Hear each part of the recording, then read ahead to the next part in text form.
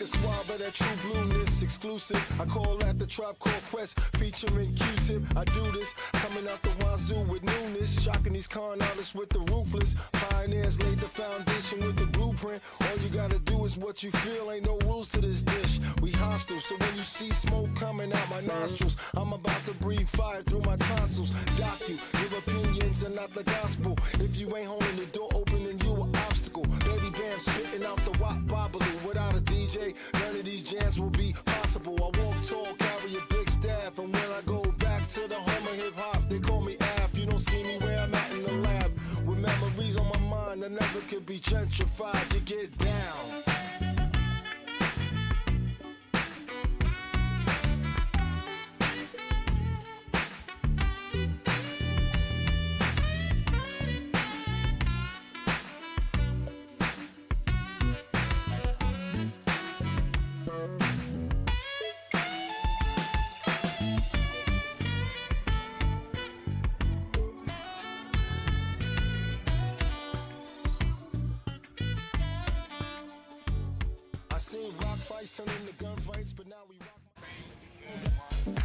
Welcome, mountain bike fans from wherever in the world you are joining us. We're glad you're here because today's going to be a great day of competition. It's crazy to think that it's the second to last day of the entire 2024 Crankworx World Tour. Slalom was off the hook last night, and today it's all about speed and style, Alan. Yeah, and like everything in the Whistler Valley, everything has stepped up a notch. We're here at the finale of the Crankworx World Tour, and the course up here in the Boneyard is definitely going to be a factor. The conditions are dry, and the speeds, because of the angle of the Boneyard, are going to be double what we've seen all season, so the racing is going to be diabolical and tight. The riders are going to be going fast, they're going to be doing tricks. If you enjoyed dual slalom last night, we're going to love this because there's even more action. This is the Outdoor Research Speed and Style, and it starts right now.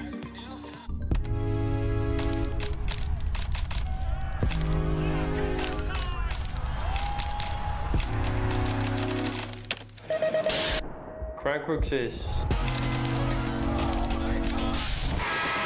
it's a crazy thing to be involved in. It's hectic, but you're in it and you're just like loving it. A reunion of friends and people in different cultures. All these cool different locations, all these different tracks. There's always so much stuff going on.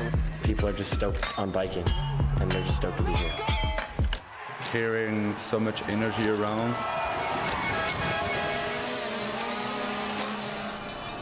Yeah, we live for that.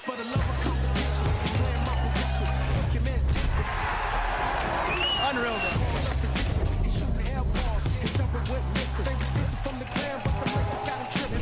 Please make sure that your seatbelt is fastened.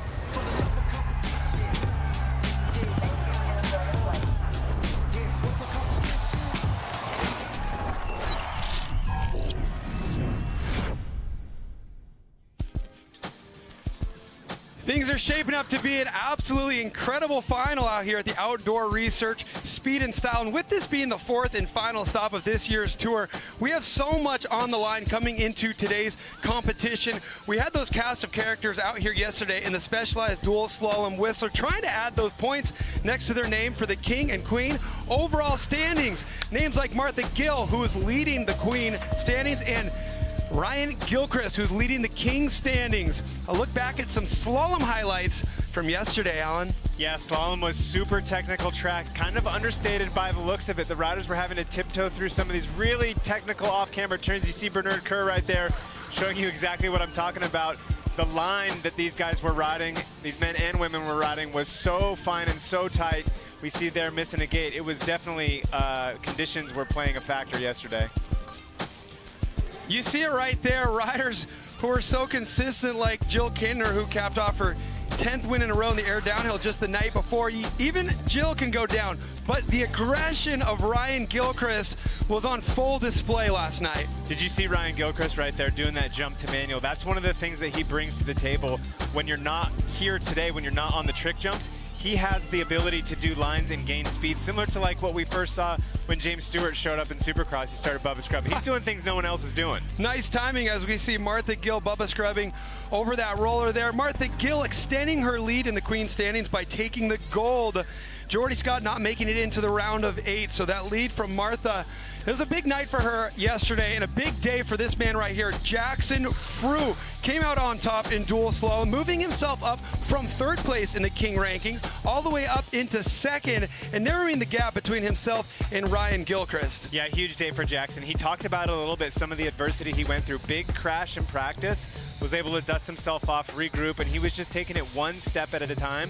And we talk about that sometimes here and there. When you have the adversity, it takes your mind out of the competition. You're just doing one step at a time.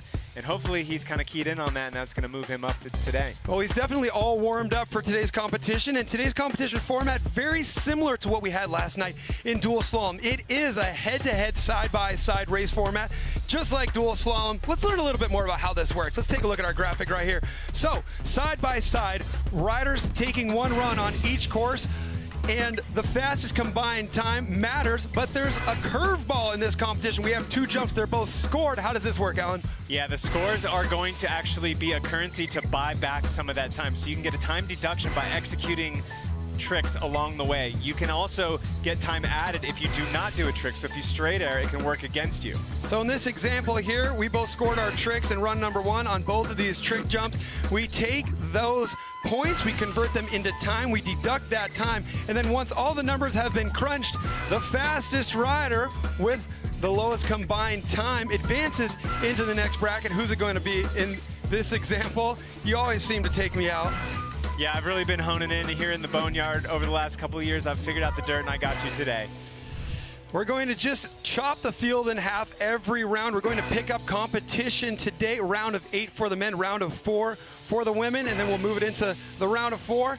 Go right down to the gold medal matchup and the bronze medal matchup, and those points matter a lot right now, with this being the second to last competition where these riders are trying to get that crown. We've got an esteemed panel of judges right here who are going to be assigning numbers to these tricks. We got Connor McFarland, Jeff Gulovich, Grant Chopper Fielder, and Paul Rack. We may check in with them from time to time, but they really have it down to a science right now. There's actually predetermined baselines for the trick scores depending on what tricks these riders do. Yeah, and beyond that baseline, you can also improve on that score through execution, things like amplitude, how high they're getting, extension, how far off their bike they're getting depending on the trick that it is, and then the cleanliness of the landing and able to just carry on that speed. All that will be taken into account with these judges.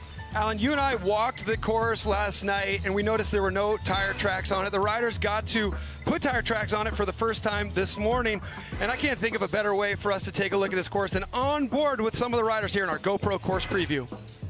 What's up, guys? I'm Jordy Scott. I'm Thomas Lemoyne. We're here at Crankworx for the Outdoor Research Speed and Style. And this is your GoPro course preview. Yeah. Bang, bang. Good practice. Riders ready, watch the gate. Establish up runners, into a jump, into the first jump.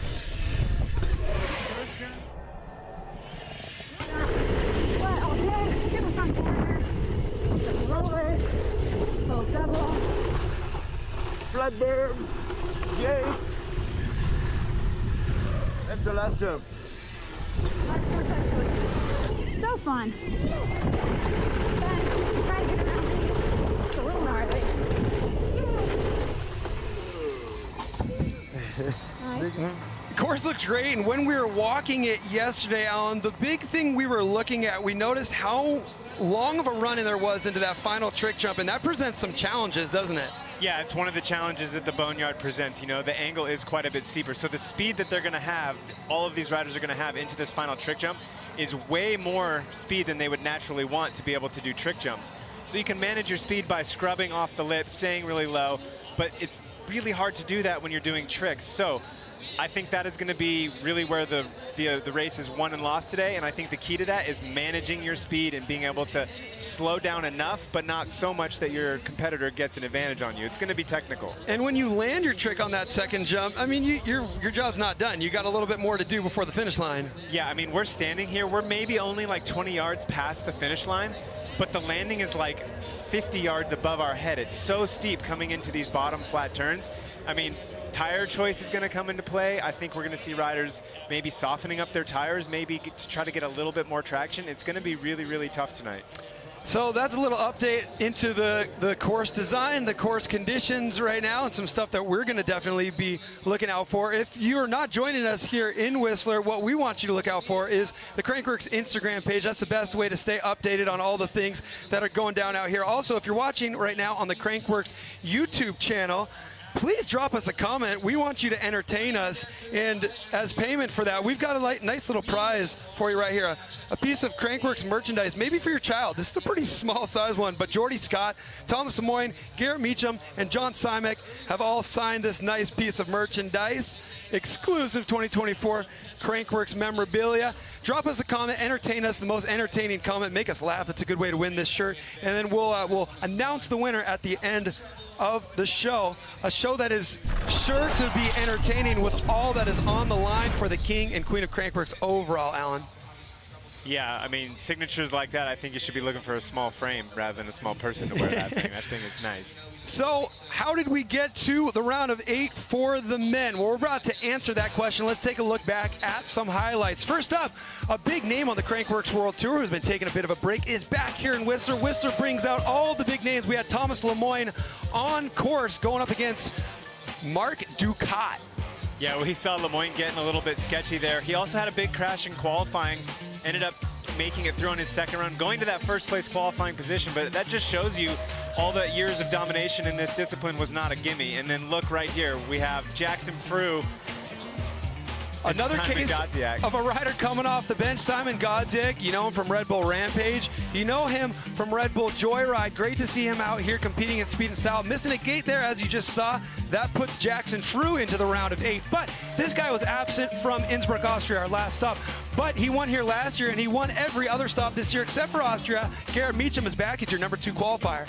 Yeah, Garrett definitely looking on point here today. He really does well in these types of conditions when the conditions are technical from a racing side, because we know he has the tricks on lock, but he does have that racing skill and that racing ability to keep the tires on the ground. Credit to Luca Cometti there, making it into the round of 16, but Garrett Meacham moves on. Here we go, Tohoto Ariki Penny, the reigning king of Crankworx, going up against another rider coming off the bench, Greg Watts. Yeah, awesome to see Greg Watts coming out, our 5th place qualifier coming off the bench. Don't call it a comeback, he's still looking really, really fast out there. Greg Watts eliminates Tohoto Ariki Penny, currently sitting 3rd in the King standings for this season. And then moving things over to the man of the hour. This is Ryan Gilchrist trying to lock it up here, trying to put the ball in his own court and take control of the ball. He's going all out here against Dylan Butcher. Yeah, Dylan Butcher's tricks just a little bit too strong for Gilchrist's speed. Gilchrist really showing what he had up there at the top, again doing lines that no one else was doing, but the tricks of Dylan Butcher were too much. Dylan Butcher eliminates Ryan Gilchrist, meaning that all the pressure is on Jackson Frew right now to try to make it into that gold medal matchup and keep his hopes alive for the King of Crankworx crown. A look at our quarterfinals matchups right here. Our highest qualified rider who made it into this round of 8 is Garrett Meacham. And then we got a lot of curveballs out there. Mark Ducat, the number 16 qualifier. He'll be going up against Jackson Frew. And then I really am looking forward to this Heat 2 matchup. Greg Watts going up against David Lieb, the 5th and 4th qualifiers. That's going to be the tightest matchup we have from a statistics standpoint, considering their 5th and 4th qualifiers. And it's time to get underway here with our outdoor research, speed and style. Our quarterfinal heat number 1 loaded into the gate for the men. Mark Ducat, the man who eliminated the number 1 qualifier, Thomas Lemoyne, going up against Jackson Frew, the man who won last night, the man who has control of the ball right now when it comes to the King of Crankworx overall. He wants maximum points. He's going to need to win to accomplish that. He would get 100 points for his efforts if he's able to advance through past Mark Ducat right now. Yeah, maximum points is definitely going to be the focus of Jackson Frew today. Not mathematically eliminated. How about Mark Ducat right now with the speed shades? An accomplished rider. Don't let that 16th place qualification result fool you. Ducat has been on the podium, and he's not afraid to do it again. Jackson Frew looking really strong out of the gate. Marc Ducat, nice little nose manual through there. He's got style no matter what. 360 table out of Marc Ducat. Looked like maybe a knack-knack there out of Jackson, and Jackson just decides to take off right there. And look at that. Look how he has to tiptoe over that rise into the off camber. Gets a knack-knack seat grab off. Big backflip right there out of Ducat. Let's see what the time differential will be. Jackson Frew crosses the line 1.9 seconds ahead of Marc Ducat. The big question right now is what will that differential look like after the trick scores are converted into time? Jackson Frew looking poised to make some stuff happen. A guy who doesn't have the tricks to compete with a rider like Marc Ducat, but he makes up for it with his speed, doesn't he? Yeah, looking good with that 1.9. Earlier in the round of 16, when the racers were going dead against the tricksters, it seemed like 1.7 and above was kind of that safety mark for those speed riders, but the trick riders able to gain more than that just on points is kind of what we were seeing in that round of 16. Next heat loaded into the gate, heat number 2. This is the guy we were talking about earlier, Greg Watts. He won the slopestyle here in Whistler way back in 2009. His last podium in speed and style came 4 years ago, 2020, in New Zealand. He's shown he still has what it takes to be a front runner out here. Don't be surprised if he makes it into one of these medal rounds. He's looking really powerful in the preliminaries. He's got to get past David Lieb, a much younger rider. The battle of the two Americans here. Yeah, both riders sort of just coming back. That's one of the amazing things about Whistler is all the riders want to be here. Looks like David Lieb gets a little bit of a gate advantage right there. And Greg Watts with a suicide no-handed backflip. You got to tap the back brake when you're upside down on that one. Definitely a technical trick. So the judges are going to be watching that. Here they come into this final trick jump. Lieb with a little bit of an advantage. Bar spin, backflip. Or was that a one-footed X-up backflip? I missed. It almost looked like a backflip double bar spin from David Lieb, which is a trick you would typically expect to see Greg Watts doing. But don't forget, David Lieb was the bronze medalist right here in Whistler just a year ago. He crosses the finish line first by a margin of 1.3. Let's take a look back at these tricks. A huge extended backflip suicide no-hander there for Greg Watts. Yeah, and David Lieb right next to him with the 360 triple bar spin, so that's a quadruple combination. He's going to be racking up the points there, and you're right, Cam, that was a bar, 2-bar backflip. So David Lieb racking up those trick points. Really surprising to see Greg Watts not get a variation in that backflip. Could potentially have something to do with that challenging run-in to that second trick jump. Greg Watts running the single speed I see there, almost looking like he's winding out, running out of gears in that final sprint. Need all the speed you can muster out here when you make it into the round of 8. But we're going to have Bas van Steenbergen now, your number 14 qualifier, going up against John Simek, a rider who we've seen today pushing his trick capabilities outside of his normal comfort zone. And Bas van Steenbergen, of course, a former king of Crankworx, and quite the impressive rap sheet when it comes to results on the Crankworx World Tour. Yeah, those are some big numbers. 41 podiums, 13 gold, 17 silver, 11 bronze, and he's not done. He's here, he's in it right now. We saw some amazing riding out of Bas to make it through a really tough round of 16. But as you mentioned, we've seen Simek maybe spending a little time in the airbag. He's up in his game when it comes to tricks, so he's going to be buying that time back with those stunts. I mean, don't count Bas out. He knocked out Bernd Winkler, the man who was second here last year and first at the last stop in Austria. All right, John Simek and Bas van Steenbergen on course. So much power, so much explosion with Bas out of the gate, and he overjumps a little bit into that turn. Able to get tricks off both riders, and then we see Simek pulling alongside and actually extending about a bike length in front. Here they come over this really sketchy off-camber rise. Toboggan looks like that. I don't know, was that an X-up backflip there? It was hard to tell from the back. Pedaling all the way through, so the time only a 0.8 disadvantage to Simek. Let's see where we end up with the points.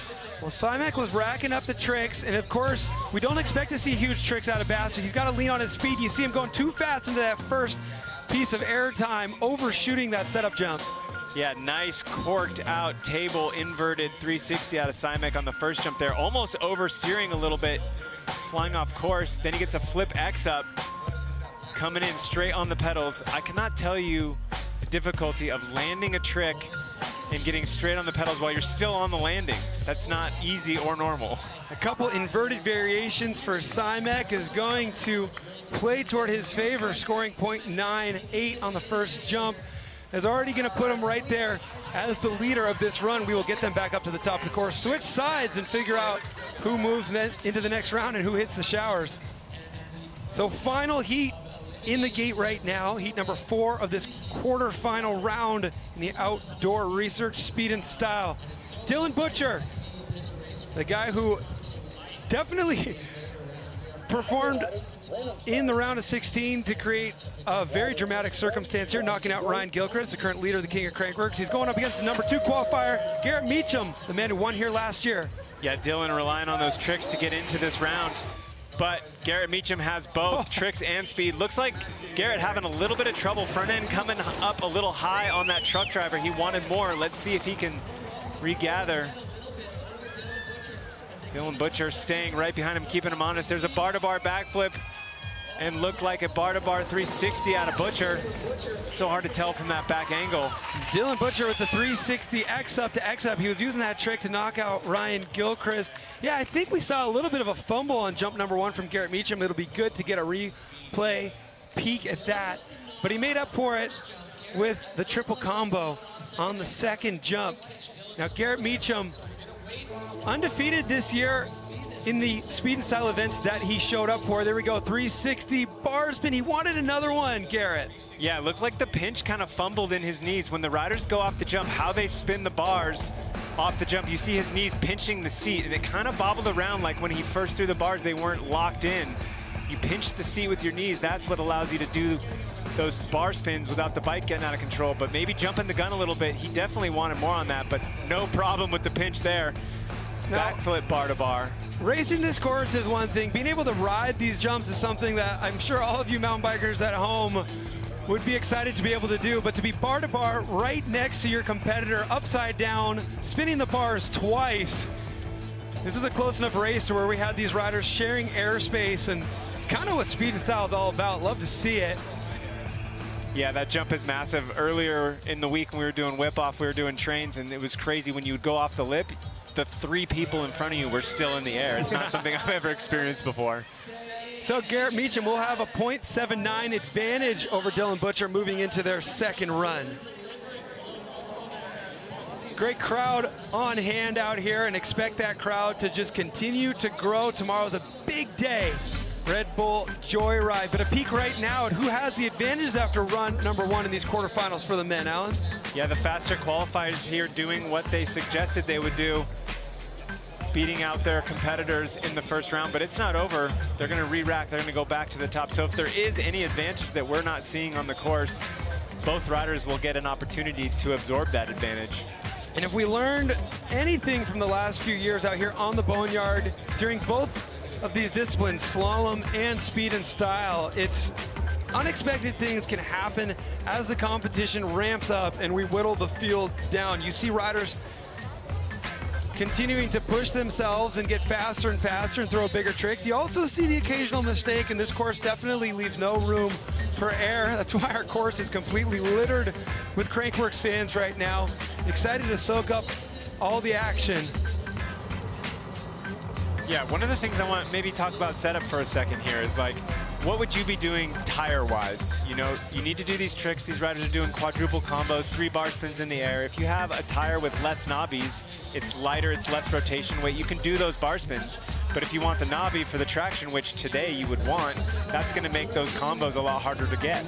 Big time, and it's a balance. It's just like any form of racing, your equipment is very important. And I bumped into the #1 qualifier in the women's category for today's speed and style race, Caroline Buchanan, a couple evenings ago. She took one look at this course and she made sure she put a knobbier tire on the rear. She was walking back to the hotel to install that tire, and you know, those flat corners at the bottom had to have been a big reason for that. But you're right, it is a trade-off. As you add more knobbies, you're increasing that rotational mass, which makes some of those spinning tricks much harder to do. And it's a part of the strategy that goes into the sport right here, is balancing the equipment with, you know, the 2 different types of performance that you need for speed and style. Yeah, I like that call by Caroline. Why would you want a bigger knobby just in the rear? That's not going to affect you if you're going to be trying to do bar spins or things like that. But what it's going to do is it's going to give you a lot more braking traction, which on this course is something you have to think about. Usually, braking is not something that is really a part of the speed and style, but here it absolutely is. Well, in last night's slalom, the only thing that mattered was speed, and Jackson Frew had that speed. He had a crazy day leading into it. Earlier, Bree was able to catch up with Jackson Frew. Thanks, Cam. I'm here with yesterday's winner of slalom, Jackson Frew. You had that win, but it was a tough start to the day. Tell me what happened yesterday. Yeah, I ended up snapping my chain kind of 5th or 6th pedal out and had a pretty big crash to start the day. So definitely felt like I'd been hit by a truck this morning, but now we're warmed up and we're getting into it. So yeah, not feeling too bad, all things considered. You got some valuable points for the standings, bumped up into 2nd. What are your expectations for speed and style? No expectations in this event. This definitely isn't my forte, so we're just out here swinging for the fence. We're going to see what happens, but yeah, hopefully pull a few more, but yeah, having fun. Thanks, Jackson. Best of luck. Thank you. My favorite part of that post that he put up this morning was he said, usually days that start like this, meaning that crash, don't end in gold. And we've seen him all season just push through adversity. Just a couple stops ago, we saw the blood leaking through his glove. And he always seems to find a way to play toward his strengths. Right now, he's going to have to do that. He's got .96 to make up behind Mark Ducat. Yeah, definitely no question with Jackson Frew's commitment. You can tell by that first pedal out of the gate and all the way over the first obstacles, sending at least a 3 bike length lead right out of the gate. Getting that knack off, staying extremely low, relying on that speed. Remember, he has to do some trick or else he's gonna get time added. So, what's he got on this next one? Looks like a little bit of knack getting blown. Oh no, Ducat looks like he's having a little bit of trouble. A big deal for the King standings right here. Mark Ducat, I think he may have missed a gate, and that's why we saw him throw the towel in on this run. But Jackson Frew finding one in the street right now and keeping his hopes alive. Jackson Frew advances into the round of 4, meaning that the hopes are alive of his dreams of grabbing that 2024 King of Crankworx crown. Yeah, you just never know what's going to happen in this competition. I mean, right now he's making hay while the sun's shining. You know, his #1 competition right now is Gilchrist, and he's out. So nothing but give it your all and leave it on the course. That's all he can do, and man, he is doing it right now. And you know what? He is a rider who, as you can tell from his gold medal in last night's slalom, he's a racer. He doesn't have the tricks. You see him just trying to squeeze out a knack right there. But as you mentioned at the top of the show, the judges have some leeway to, score a knack with maximum points or minimum points for what the baseline of that trick is. And it was not perfectly full extension right there. So what will the story be when he competes in the next matchup? It's going to be against either Greg Watts or David Lieb, 2 big trick riders. Looking forward to seeing who's going to join Jackson Frew in that next round. It's going to be one of these guys right here. David Lieb, left side of your screen. Greg Watts, right side of your screen. Greg Watts has speed and style podiums dating all the way back to 2014. David Lieb, a bronze last year. Great matchup here. Yeah, awesome to have these riders back here in Crankworx competition. Look at that little scrub out of Lieb, looking really smooth coming out of that first section. Gets the double truck off. I missed there what Greg did, but Greg pulling ahead right there, getting a nice drive out of that first turn. Maybe a little too casual for Lieb out of the gate here. Can Greg catch up? Both riders in the air at the same time. Flipping, spinning bars. Backflip suicide no-hander there for Greg Watts, who crosses line .3 behind. Will the trick points be enough? We see David Lieb scoring higher than Greg on both jumps. So David Lieb will move into the round of 4 for the 2nd year in a row here. We got to give credit for Greg Watts showing up and putting on such a great showing. Yeah, definitely right here is where he accelerated out of that turn. I thought he might have him, but David Lieb just being a little bit too strong, being too on point with those tricks. Have you noticed that when riders are coming down side by side, they're hitting their brakes a lot less? It's like a game of chicken and almost not even stopping before they get to the fence line. Look at the black marks on the background. Yeah, this Crankworx Whistler Village Finish Corral has a lot of history in it. The skid marks that have crossed over that black Crankworx Whistler sign. Just 20 years of iconic moments. So David Lieb, Jackson Frew will be your heat number 1 semifinal matchup. Let's fill up that bracket for the heat number 2 semifinal matchups. Next one we'll see at the top of the course right now will be Bas van Steenbergen and John Simek.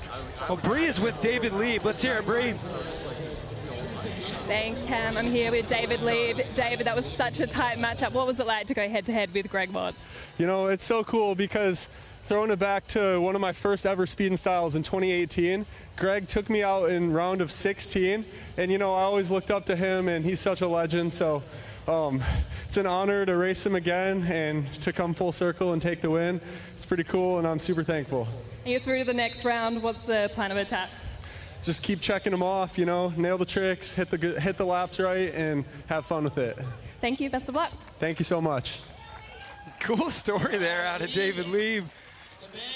Full circle moment right there. The student becomes the teacher, and now an opportunity to not only, you know, secure himself another medal out here if he's able to make it into those rounds past Jackson Frew, but really impact the king of Crankworx overall as well, with Jackson Frew being the one rider with the chance to sweep the rug out from under Ryan Gilchrist, who, as we mentioned earlier in the show, was out in the round of 16. Yeah, always one of the exciting aspects of coming to Whistler, coming down to the end of the World Tour. There's always those wildcard athletes that just have this on their calendar. You know, they don't want to miss Whistler, so they're always here, and they're always in that position to kind of throw in another rider in the mix and really mix up the points.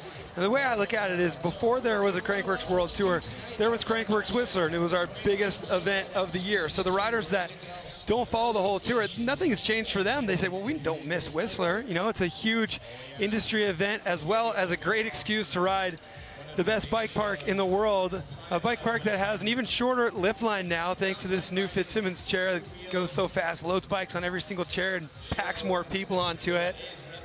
Yeah, it's unbelievable. I don't think I've waited longer than 2 or 3 minutes for a lift all week long. When last year was, you know, when the lift was closed, it was about an hour. Yeah, it was worth it. So, Bas van Steenbergen, a former king of Crankworx. We saw his rap sheet earlier. He can do it in any discipline. This is not his numero uno discipline, but we've seen him pull it off before. John Simek right now, his opponent, has an advantage of 0.79. That's 0.579 right there, a little bit of a glare on the TV, but Baz out of the gate going super hard right here. He is going to be relying on that speed. He does get the knack off, but Simek getting a clean trick and really pushing Baz on speed. That's not something we've seen from many riders right here. This is where they got to be really careful. Looks like the watering crew has got the track dialed perfectly. Was that, oh, did Baz miss a trick right there? He might have squeaked a little bit of a toboggan, putting his hand on his seat. It looked like we got another backflip X up out of Simek, which is undoubtedly going to score higher than a hand on the seat. So, jump number one, Simek scores 62 to Baz's 13. Judges working on second jump scores right now as we look back at jump number one.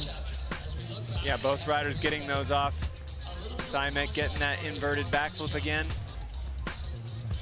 Coming around here, and now Simek was keeping Baz really honest. Did you see a hand come off? I saw a hand come off. I'm not sure how much contact that hand made with the seat. Yeah. And what do you think about the extension of that X-up? Were we a little shy on that one as well? Let's see. Yeah, it looks like Baz might have had it on the way up. Oh, no, good extension. Good extension on the backflip X-up from John Simek there. Yeah, full 270 on that.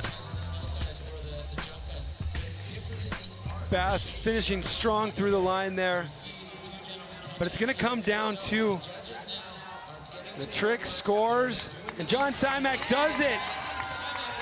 Buys himself a ticket into the semifinals. Good showing for Bas van Steenbergen.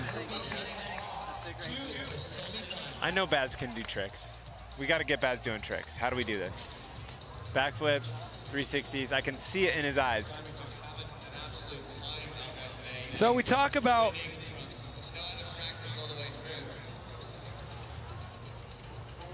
We talk about Garrett Meacham a lot coming into this because he was absent from Austria. He won all the other speed and style events. He won the gold here just a year ago, and we were lucky enough to get a word with him through Bree earlier. Thanks, Cam. I'm here with our defending champion, Garrett Meacham. Garrett, you've won every race that you've competed in this season. What's the secret? Just one lap at a time. There's a lot of guys that can also win, so do your tricks and just go fast. We saw a close matchup against Lemoyne earlier. Tell me about that. That's awesome. I'm really stoked he's back racing. We kind of lost him for a year for injury, but it's great he's back. Best of luck. Sweet, thank you. Speaking about being excited somebody is back, it was a bummer not having Garrett Meacham in Austria because he was such a dominant force, and to have him back now qualifying second, let's see what can happen. He's got a .79 advantage over Dylan Butcher. Yeah, definitely good to have Garrett back. It's going to be interesting to see how that plays out. You know, sometimes you take some time off, you lose that momentum. And other times you can come back and you're refreshed, you're better than you were. So let's see how it goes down. Garrett with a slight advantage over Dylan, but Dylan staying real tight. Here we go on the tricks. Looks like truck to X up from both riders. Pretty good execution out of both these riders as well on that trick. Dylan getting really close, side by side coming down. This is when it starts to get sketchy, when it becomes a game of chicken between the riders, because the speed is fast. Both riders looking really smooth. Look at how fast. Garrett almost loses the front end right there. You see Meacham hard on the pedals and then hesitating on those pedals for a second as he made a body adjustment to regain front wheel traction. What a crazy matchup right there. This is basically super even here.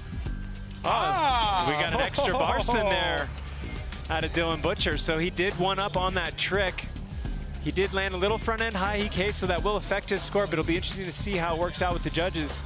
Okay, here, did Garrett get a variation in before the can-can? He did a backflip bar spin to one-footed can-can out of Garrett Meacham, left side of your screen, versus an inverted 361 footer. Here we go.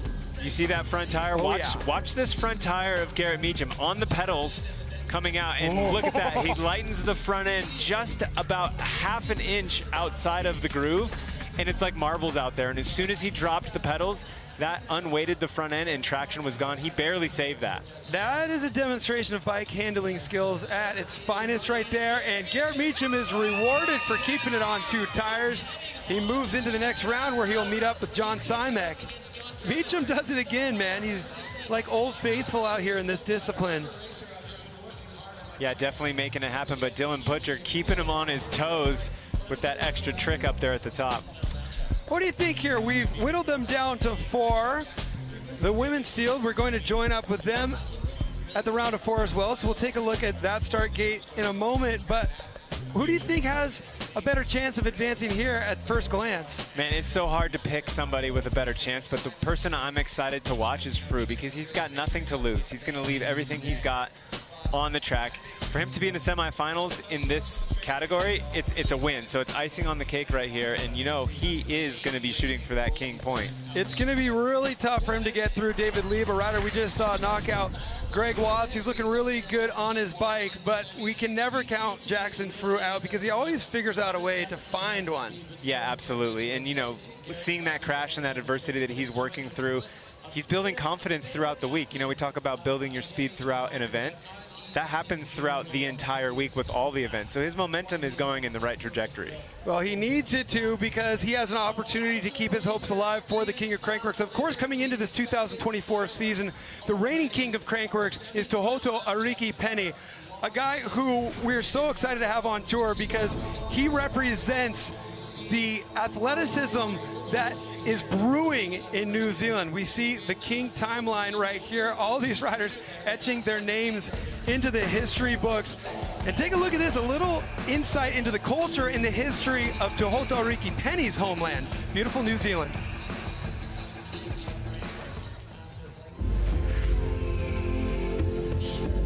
No mai haere mai, welcome to Te Puia.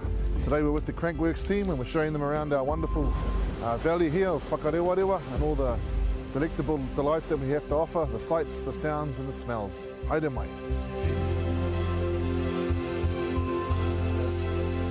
I just want to pay respect to these two kōwhakairo, these two carvings that we unveiled last week. And also at the same time, we unveiled the kuaha, or a ceremonial doorway for Crankworx. On June the 10th, 1886, the earth shook and Tarawera blew its top. Tūhoto Ariki, the tohunga, he was the only one who was found alive, buried in this house that probably would have looked pretty similar to this little house here. That day that it erupted, that's my sister's birthday, so it's like a random connection there. No wonder why she's always crazy, like blows up and always keen for a feed. Steam vents are absolutely amazing. Leave your food in there, you find a hole with steam coming out of it, pop a box around there, leave your food in there for about 3 hours, cook to perfection. It's a real honour actually to get this insight into Tuatu's history, his culture, this land, and feel way more connected to this whole area. It's pretty cool to see these geysers. I've definitely never seen anything like it. Pretty special to see how they cook their food here, and yeah, definitely first time for me and tasted delicious. It feels pretty cool to have, you know, people from around the world here. So when they do come, they're like, oh, it's a real special place, this. I think now that they get an understanding of how we are as people and how different it is from their cultures, or, you know, we got culture. We actually do got a lot of culture, and I think it opens up their minds a little bit. Rotorua is such a special place. It's great that we're able to visit beautiful New Zealand for the 10th time earlier this year in March. And you know what else is special is the fact that we just see these emerging talents join the World Tour as we bring these events around the world. And full circle to see Tūhoto not only just become one of the front runners in all these disciplines, and not to mention World Cup downhill, but to grab the crown last year. Super great. Speaking of crowns, take a look at who's in the gate right now as we join our women's category. Caroline Buchanan and Kaya Jensen in the gate. So Caroline's the reigning queen, but she wasn't going for it this year. One rider who has been having all of her sights set on the crown is Martha Gill. She's not racing today, and for more on that, let's check in with Bree.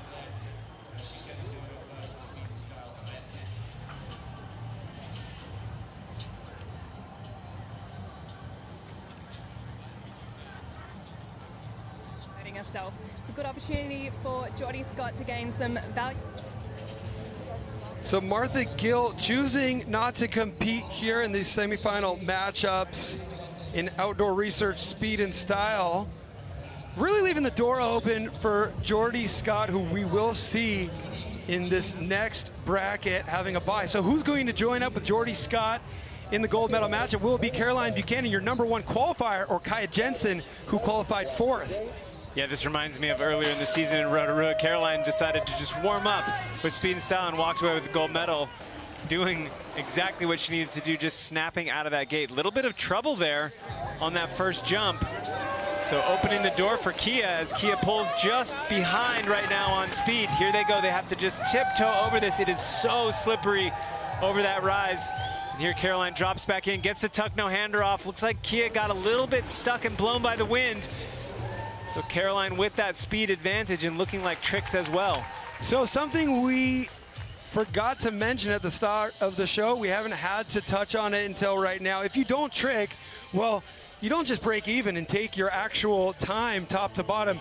We'll actually deduct points, which equates to time added back on, and we saw that be the case here for jump #1. Caroline Buchanan not able to get a trick off on jump #1. Jensen not able to get a trick off on jump #2, but Caroline able to manage both hands off the handlebars, get some points for a tuck no hander on jump #2. Yeah, both riders just happy to make it down. It is so difficult out there. Seeing some of the different setups on these bikes, you know, the riders that are, you know, leaning on the trick side, they're going to be riding kind of a pump track, a lot of times a hardtail or maybe a slope style bike with less and smaller knobbies. So that's going to be a lot more difficult there, but you're going to get that advantage on the tricks. And then you see some other riders riding some short travel trail bikes, more suspension, bigger knobbies, softer tires, more traction. So it's really a trade-off. So we are not going to see Martha Gill in the gate now against Geordie Scott. And for more on why that is, let's check in with Bree. Unfortunately, our leader of the Queen of Crankworx standings will not be competing today. She's decided to sit this one out. She's mentally and physically exhausted, and she doesn't want to risk hurting herself. It's a good opportunity for Geordie Scott to gain some valuable points, and hopefully we'll see Martha Gill in pump track tomorrow. We will look forward to seeing Martha in pump track tomorrow, and I'm sure Geordie will look forward to having a little bit of control over her destiny right now. She's going to take this and use it as a practice run and watch Heat 1 play out to figure out who she will be competing against for a gold medal and 100 points here in the outdoor research speed and style. Yeah, definitely a lot on the table for Geordie here today. Let's see how she's going to take this run. Looking really smooth right there on that slope bike. So she's going to be relying a little bit more on tricks. It's going to be interesting to see how that plays off. Right here you see them going really slow. She is one of the riders with only one brake. That is going to make it a little bit easier for the tricks. And we see her there with a combo, a tire grab to toboggan. But we'll see also some riders with two brakes. And we talked about how speed and managing that speed is really difficult on that course. These riders with only a single brake, that's a rear brake. And when you have to rely on only one wheel to slow you down, that is going to break traction, and you don't know if it's going to go left or right, and whatever happens after that, you're kind of along for the ride. So another thing that riders are relying on setup to really sort of set their destiny and how they're going to approach this track today. Well, you know Geordie can take the win today. She has taken the win at the last two speed and style events, a month ago in Innsbruck and then down in Australia in May. She got a couple gold medals already this season in this discipline. And the big question right now is who will she be competing against in the gold medal matchup? She secured a spot there right now. Will it be Caroline Buchanan or Kaya Jensen? That was really cool. I saw on that. I've seen the tire grab to toboggan before, but she actually did the tire grab, grabbed back onto the grip, and then committed to the toboggan, which is when you grab the seat.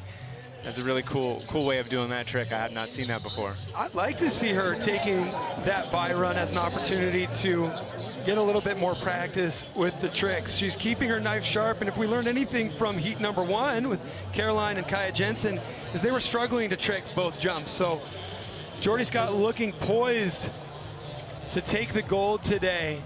We know she is into the gold medal matchup.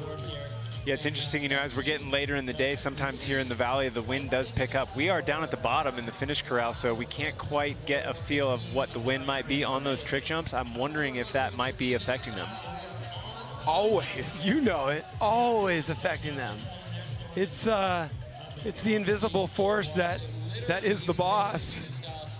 But under these circumstances, somehow, time and time again, we see these riders kind of, well, I'm not even trying to make this, I was going to say throw caution to the wind. That was way too cliche, especially since we're talking about wind right now. But just the magnitude of being at Crankworx Whistler, having the fans lining the course, having all of your friends and family out here cheering for you with signs at the bottom of the course, it somehow has a way of shrinking down all of those elements that make your day a little bit harder. And we see riders rise to the occasion time and time again, year after year out here in Whistler.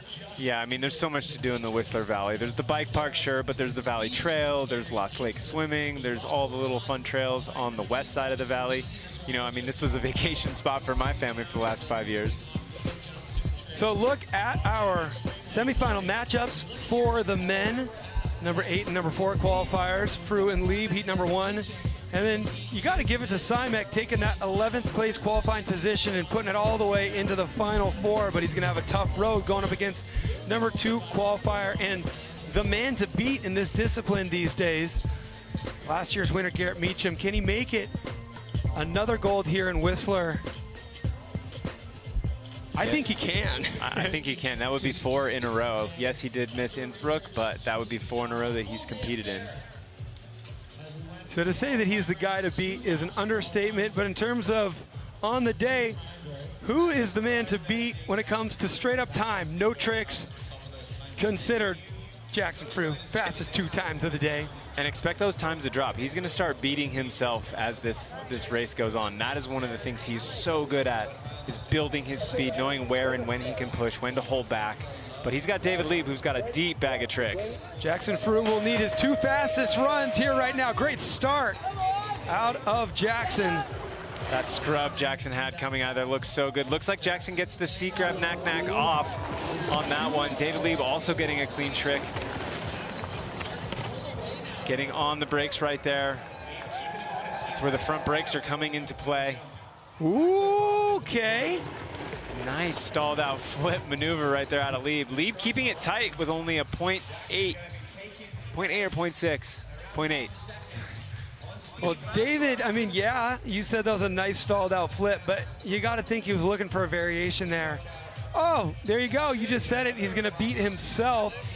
Jackson Fruit posts the fastest time of the day again. 3 fastest times. Here we go. Look at that. Knack, seat grab out of Jackson Fruit, and the 360. Was that a triple bar spin? I think it was, yeah. Grabbing on, just letting them fly. It's going to be big points for David Lieb out of jump number 1. Look at that. He got his bar spin in so early. We didn't even see it from this angle. Yeah, he did. Just nosing it in right there, using all of that landing. Nice steep landing there. You get so much momentum off of that when you land. And then we did see Jackson, as I was mentioning, just really building his race. He's so good at that. So we're going to see big points for David Lieb. 130 for jump number 1, 100 for jump number 2. Let's calc it out. David Lieb is leading this by just under a second. Jackson Fruit with his work cut out for him. Yeah, 0.9 is going to be tough. But if anybody can do it, Jackson Fruit can. And the technicality of this course is nobody is safe. That's the truth when it comes to outdoor research, speed, and style. Now we have Jonathan Simek, your number 11 qualifier, going up against the man to beat right now, Garrett Meacham. So both of these riders are pretty equally matched on speed and their trick list. See what they got coming in here. Looks like triple combos out of Garrett Meacham right there. These riders having different options with the brakes and the bikes. Garrett on more of a technically trickable bike. Simek on more of a speed machine. Bar spin, backflip to can-can out of Garrett Meacham. Simek getting a little bit offline right there, able to recover and pedal across the finish line. Impressive recovery there out of Simek. You see him point at that. Yeah, you got my heart going too there, John. So Meacham crossing the line about a half second ahead of Simek. Big triple combo on jump number 1. This 360 bar spin to X up out of Garrett Meacham. And that trick's working well for John Simek right now. It seems like he's able to come into the lip really fast and kind of squash the lip on that flip invert. Yeah, you see him coming down front tire first. This is definitely the riskier way to do it, but when you do land front tire first, you will increase your momentum. You get that extra pump. Here's where Simek got a little offline on this backflip X up left side of your screen. Oh, we're leaning. Yeah, that could be the win right there. I'm not sure, but what a recovery out of Simek right there. A big point scoring trick there out of Meacham. Backflip bar spin to one-footed can-can. He's getting a triple combo on both of the jumps. This is the kind of stuff we've seen out of him in the past couple seasons, and one of the reasons for his dominance when you pair that with just the sheer speed that he's capable of. That glistening stash is not hurting either. 112 and 126 points on jump 1 and 2 respectively. Puts Garrett Meacham in the lead by an advantage of 1.3. So Garrett using his experience at winning these events to his advantage right there. Absolutely killing it on speed and style, doing everything, checking the boxes. Well, there remains one racer in our field of 4 now for the men. He's got some work to do and a lot on the line. Yeah, it's going to be interesting what Jackson can do here against David Lieb. David's looking really solid. His tricks are coming around really smooth. He's definitely getting maximum points on his maneuvers. So a lot of this competition is determined by the numbers these judges assign to these trick scores. Jeff Gulovich, one of our judges in the booth right now, joining us on headset. Jeff, How are you guys handling some of the tricks that you're seeing from Jackson? You know, a lot on the line for him right here.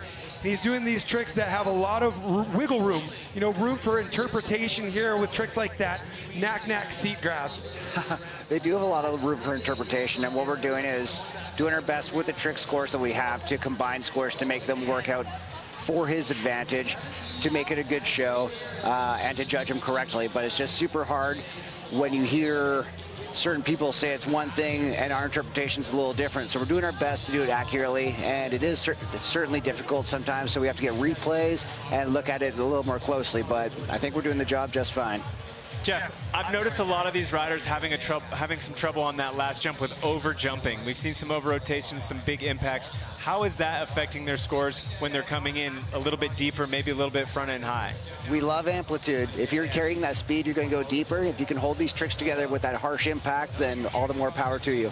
I like it. Go big or go home. Absolutely. We love amplitude too, Jeff. Thanks for the insight there. And if you love amplitude, we're going to want to join us tomorrow because it is the final event of the Crankworx Slopestyle World Tour, Red Bull Joyride.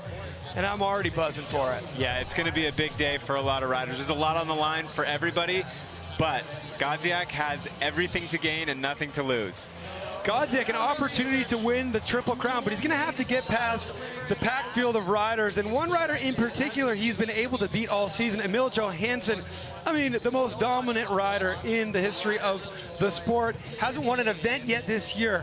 He's the guy we're usually talking about when it comes to the Triple Crown here in Whistler. Yeah, that's one of the things I'm the most excited about is to see Emil come in here as maybe the underdog. Like, he can be the spoiler. He can take all of those accolades, the FMB overall, the Joyride gold medal, the Triple Crown. He can take all of that, and he's not been in that position before. Well, we haven't seen Emil in that position. We haven't seen David Godziak in the position that he is currently in, so we cannot wait to watch that story unfold. Right now, it's all about outdoor research, speed and style. Women's category right now. Run number 2 of this semifinal matchup between Caroline Buchanan, who has the fastest time of the day. She's paired against Kaya Jensen. The advantage belonging to Caroline, and it's a big one, 1.6. A lot of work to do here for Jensen. Yeah, no doubt Caroline's going to get the slingshot out of the gate right there, but let's watch this first jump. Let's see what she gets off. Oh, and she gets a bar spin right there, so not putting a bigger tire on the front, allowing her to let the bars fly. That might have been what she was going for on the first one when she had a missed trick, but now nailing it. She's got speed and the tricks coming over this second jump. Oh, and then she does do a no trick, but so does Kaya. Caroline through the line first, doing exactly what she needs to do to move into that gold medal matchup. Carrying her advantage from run number 1, piling on an advantage from run number 2, and she will be meeting up with Jordy Scott to battle it out for a gold medal. Well, yeah, Caroline Love to see the bar spin. Caroline having missed tricks on both runs. She's definitely going to need to clean that up and make sure she gets maximum advantage going up against Jordy Scott. I mean, Jordy, we saw it in a run that didn't matter, a bye run where she was able to trick both jumps. But the bar spin from Caroline Buchanan, if she can pair it with anything on that second jump, is going to help so much because we're not seeing anybody bar spin in the women's category today. So Caroline going for the gold. Thanks, out Cam. here. I'm here with our reigning queen of Crankworx, Caroline. You're through to the final. What were your expectations for today? Yeah, it's awesome. We've had plenty of matchups between Jordy Scott and myself. I'm pretty stoked. I've never actually landed a bar spin in speed and style, so I'm clipped in, I'm going for speed. I've never actually done a bar spin clipped in till this week, so it's feeling pretty interesting. But yeah, this track's challenging. The girls are riding awesome. We got a small crowd, but it's quality in the women, and yeah, the girls are throwing down. And you did make a tire choice earlier today. Tell me about that. Yeah, I definitely went for the Arden on the rear, and then I've got the high roller on the front, Maxxis. It's so loose down the bottom. So yeah, slightly heavier tire than the rest of the season. It's a big week this week. Tomorrow, for the first time, the girls will compete in Red Bull Joyride. How significant is that for the sport? This is a massive moment. So for everyone in Whistler, stay around. The girls are going to be on course. Come down, check it out. I'm so pumped for the women. Thanks, Caroline. Thanks. You got to give it to Caroline going for that bar spin on jump number 1, too. That's a heavy move that we don't see in the women's category for speed and style very often, and I can't wait to see her go up against Jordy. Yeah, I mean, what can you say about Caroline Buchanan? I mean, how many times she's changed disciplines, she's mastered them, reached the top. She's out here throwing bar spins, clipped in, never done that before. Wow, just going to do that, no big deal. How many people can you think of that have even bar spun clipped in? You know, have you ever tried that? Absolutely not. You're completely locked into the bike, but speed and style, it kind of just presents those scenarios where, you know, it's all about the right tire selection and juggling the balance of a race bike and a jump bike. So that's a perfect example of a way to do it. Clipped in, doing bar spins. I guess you don't have to rely on as firm of a seat pinch if your feet are connected to the pedals. Yeah, definitely. I don't know. I don't know if I'm throwing the bars clipped in. That's impressive. So a look at the advantages right now. Round of 4, after run number 1 for the men. I got my money on Meacham. I know that's smart money right there. So I'm just going to throw that down early and not let you have the opportunity to swoop it out from under me.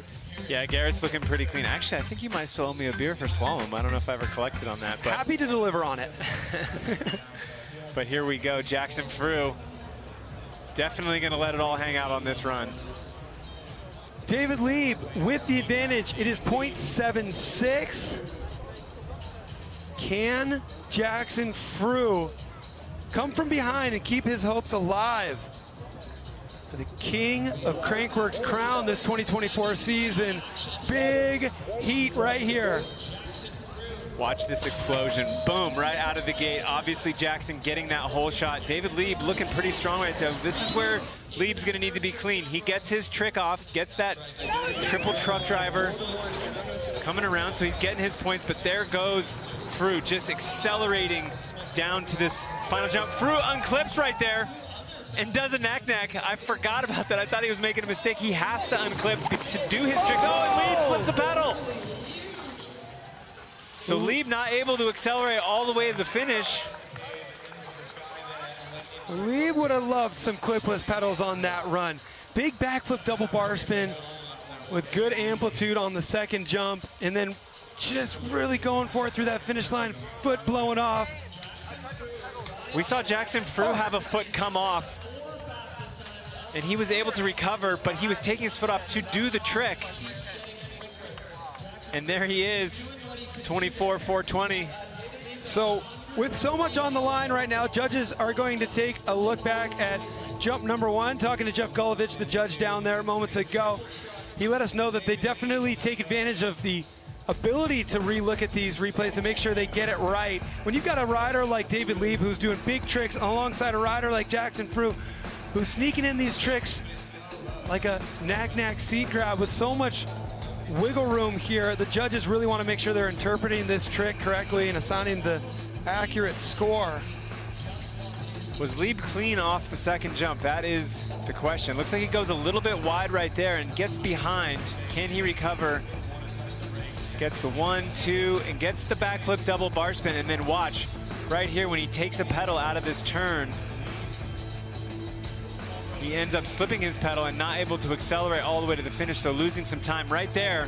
The foot comes off. Going back to what we were talking about earlier with Jackson, I thought he had slipped the pedal, but I forgot he has to unclip in order to do his tricks. No, it's so crazy. We've been watching that all season.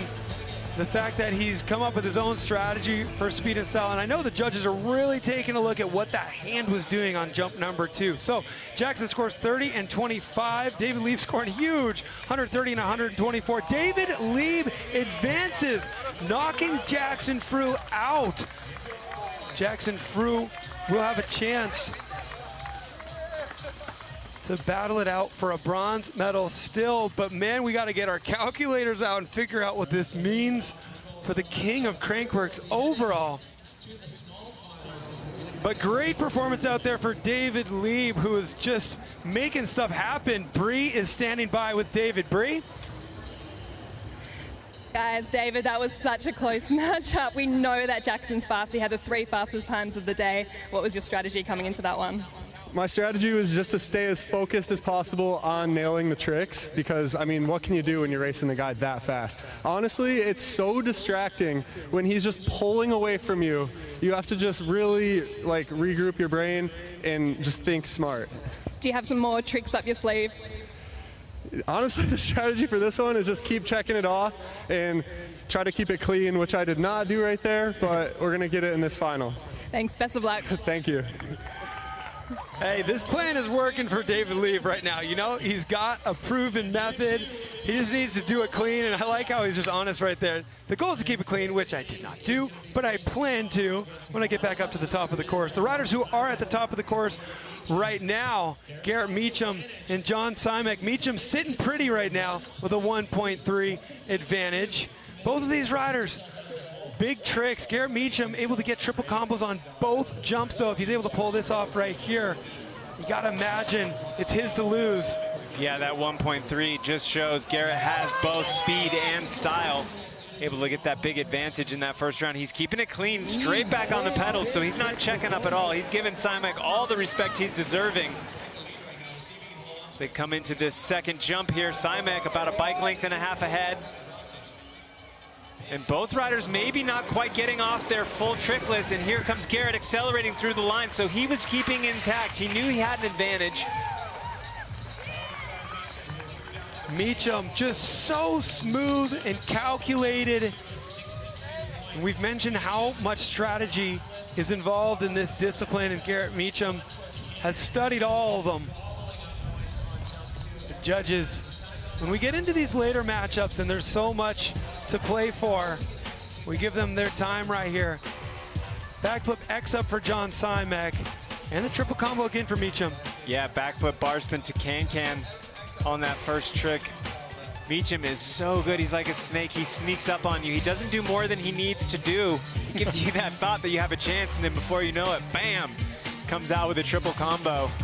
He is basically doing what we've seen the dominant speed and style riders of the past do. Guys like Jakob Wenzel, Thomas Lemoyne, Darrell Brown, the riders who figured out those triple combos that work for them, they can do at speed, and they just don't break the formula. Stay consistent with that, and that's the key to getting gold medals out here in this discipline.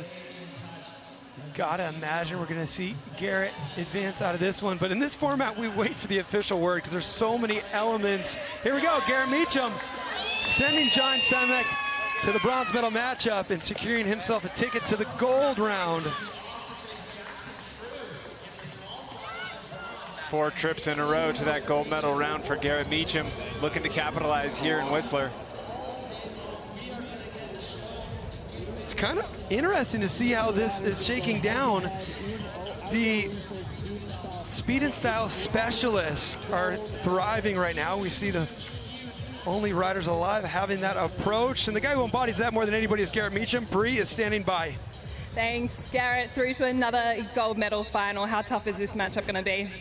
It's with one of my good buddies, so we're going for the shit talk, that's for sure. David's dialed, but everyone's dialed. You never know. Everyone is dialed, and we've seen some lovely triple combos. Have you got anything else in store? I got some triple combos of my own. Maybe. We'll see. And you've got a big support crew. Tell me who's behind us. So we got my mom, dad, my girlfriend, and that's it. All the way from California. Oh my God. She's partying harder than all of us tonight, that's for damn sure. Thanks, Garrett. Best of luck for the final. Thank you.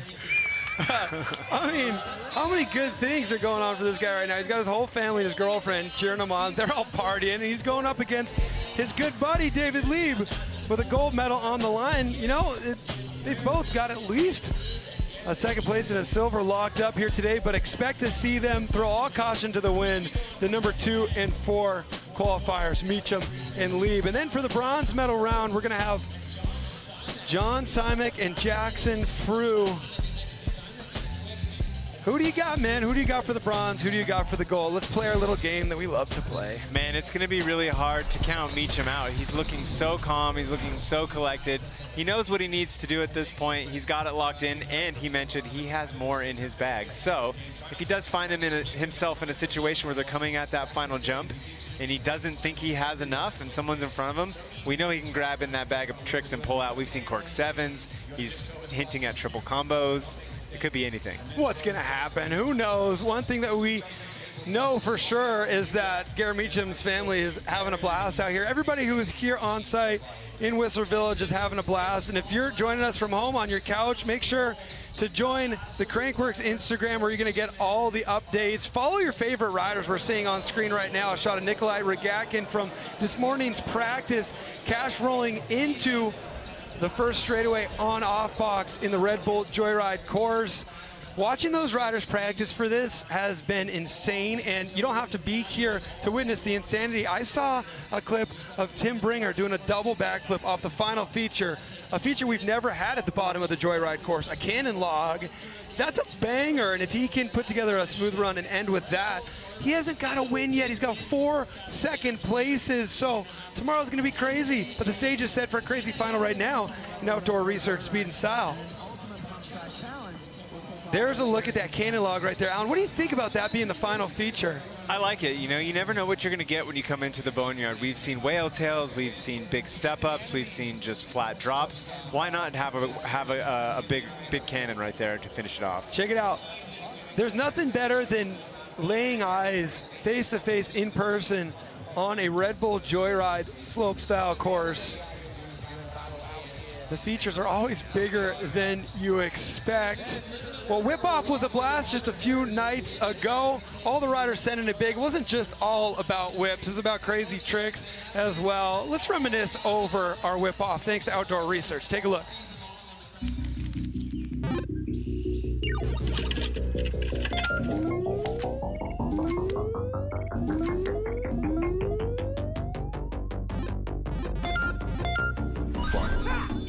Yeah, here we go. Ooh. Oh, that's Georgia? Yeah. Ooh, big chase. The brother battle. Eliminated.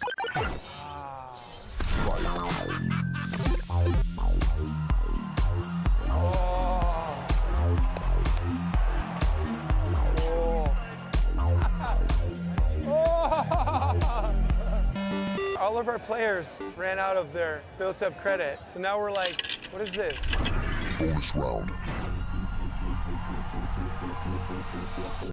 8-bit shredded.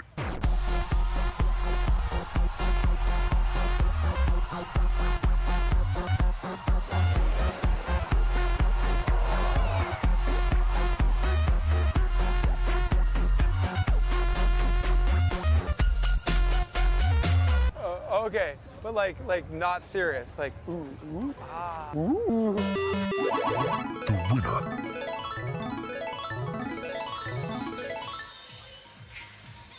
It's like watching a great fireworks display out there, bearing witness to the whip-off. It was a good one, Alan. You were out there. Yeah, man, the jump was amazing. The crowd was electric. It was such a nice night. It was like the best whip-off I think I'd ever competed in. Well, back to action here at the Outdoor Research Speed and Style. Let's remind ourselves what took place run number 2 of the semifinal matchups. Jackson Frew and David Lieb. Yeah, we knew it was going to be a tall order for Jackson right here, laying down all the power. We saw some mistakes out of Lieb, but we also saw some huge tricks, and that was able to get enough point deduction. There was that save right there as he flies across the line with no feet on the pedals, but it was enough to advance. Lieb looking to clean it up a bit with all the pressure on. He's going to be going up against the man who advanced out of this round, Garrett Meacham. Let's see if we can foreshadow what we're going to see in run number 2 out of Meacham. Yeah, Garrett absolutely killing it. I don't know, maybe after 5 wins in a row, we'll call him Mr. Speed and Style. But right now, he's getting close to that 4th in a row, looking really, really clean tonight. So, looking back to those highlights from run 2 of the semifinals, I think when we get into run number 1 of the gold medal matchup, both of these riders have said in interviews they're going to stick to the plan. I think it comes down to execution right now. I'm not sure if we're going to see any curveballs, but we know these riders do have them if it gets hot enough, you know, and they have to dig deep. Yeah, I think, you know, looking at it, I think Lieb and Meacham, they're really, really close on speed and style. And I think when they're seeing each other that close to one another, that's when you get into that playing chicken sort of format on this course. So I'm excited to see how it goes down. Well, we know Garrett Meacham has experience in that scenario just a year ago. You know, history is repeating itself right now because he was in the gold medal matchup and he was victorious. Garrett Meacham was going up against Bernd Winkler, the rider who won the event just a month ago in Austria. So this was a really heavy matchup right here, a really hard-fought battle. But like we've seen so many times in Whistler, and we're curious what we're going to see tonight, but we've seen Meacham triumph in those hard-fought battles, in those high-pressure cooker scenarios. There he is at the top of the course right now, getting ready to load into the gate against his good buddy David Lieb. Yeah, these riders have ridden and trained together for many, many years. It's got to be so fun out there, riding at the top level of the sport, pushing the limits with your friends. There's no better thing than that. Lil Rojo's not so Lil anymore. Looking at that big old goatee. Grew up in Aptos, California, where I also grew up. I remember watching him come out to the post office jumps as just a little grum, and it never gets old. We've seen him win this event so many times, and he's going to be trying to do it again here tonight, but it never gets old, and I always have to remind myself of the long-haired Lil Rojo coming out, barely able to fit on a 26-inch dirt jump bike, and to see the rider he's become now is so impressive. And it's crazy, that was only like a year ago. He couldn't fit on a full-size, but no, I'm just kidding. Feels like it. Feels like it. And there we see right now our bronze medal matchup. Final preparations and a nice sportsman-like knuckle here between Jackson Frew, left side of your screen, and John Simek.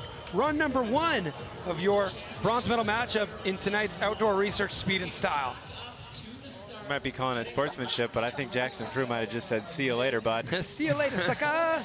He is going to drop the hammer out of this gate. You know he wants to get maximum points.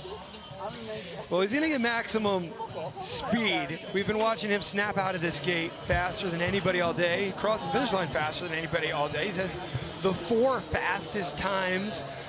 But his tricks, I mean, just no way to sugarcoat it. His tricks are no match for the tricks that John Simek possesses. We've seen John Simek really put a lot of attention and emphasis into training those tricks, and it's been paying off. That's why he finds himself here with an opportunity to take a bronze medal. It's going to be a hard-fought battle right here. Yeah, absolutely. This is going to be an exciting one. Let's see if Simek can really nail those tricks. We've seen him up his game. And Jackson Frew is just going to have to be lightning fast. It's all going to start right here. Here we go, bronze medal matchup, run number 1 for the men. Simek also getting a solid gate, only about a tire width out. And look at Frew just doing everything he can to stay on the ground. Both riders getting their first tricks off. Looked like Simek was a little wide coming into that turn, but he's able to pull up right on the back tire of Jackson Frew. Okay, now they're gonna have to stop being patient and send it on this jump. Oh, and it looks like Jackson Frew has a little bit of a bobble. I'm not sure if that hand reached the seat. Honestly, yeah, it's tough to say because he's kind of doing that on purpose, it looks like. He's doing the knack-knack and then the late one-handed variation. One thing I'm noticing, well, obviously noticing that Jackson has now the 5 fastest times of the day, but I'm noticing how low he's staying on both of the jumps. Yeah, his tricks aren't scoring that high, but he's able to squeeze extra speed considering he's not popping as high as John. Yeah, he's pushing through and trying to get his momentum to go forward and somehow able to get those tricks off. Simek just boning that out. So steezy coming around on that flip invert. All right, let's really take a look at what this trick is. I know the judges will appreciate taking a real close look at Frew's trick here. It's a knack-knack with a hand on the bar, and then late hand comes off and touches the seat, whereas on the first jump, I think he's doing them simultaneously. So he's taking the one trick that he has and trying to create a little bit of variation between jump 1 and jump 2. A little bit of variety. I see what's going on here. I see tricky. you. Definitely pushing the speed, though. Look at that ability to come around those bottom flat turns on the pedals, laying the horsepower down all the way across the line. What will be the advantage here? Frew across the line, but only scoring a 32 and a 30 to CWNEXT 98 on the first jump. So Jackson Frew is going to be the leader. Wow, by a tight margin, 0.214. Wow, so staying low, I think, is really paying off for Jackson. Yeah, definitely. Pushing through those lips is going to help keep his momentum forward. It's also going to help him generate momentum off the landing. When you're pushing through, you're not coming in from so high. Your momentum is moving forward, less impact on the body. Definitely what he's trying to do out here. Caroline Buchanan, Jordy Scott. This is going to be quite a heat here. Number 1 and 2 qualifiers. Caroline Buchanan getting that gate. Jordy no slouch on the gate herself. So Caroline, what does she get? She gets the bar spin off. Jordy Scott getting a tuck no-hander. Oh, and then Jordy getting the lead right there, able to accelerate out of the turn. Caroline chasing her back down. Here they come on the final jump. And it looks like maybe Caroline had a little bobble. She went long on that jump. Really Jordy Scott long. able to get a double combo off. So Scott through the line first and the fastest time of the day, beating out Caroline's 3 fastest times that were previously the front runners. So great work there out of Jordy. Considering that Caroline has this bar spin, which scores really high, really puts the pressure on Jordy to not only get tricks, but to cross that finish line first is imperative. Yeah, did you see that, how loose that seat was in the bar spin there? But then there's the second jump there. She did get that tuck no hander off. Look how long she goes right there. Able to absorb that impact.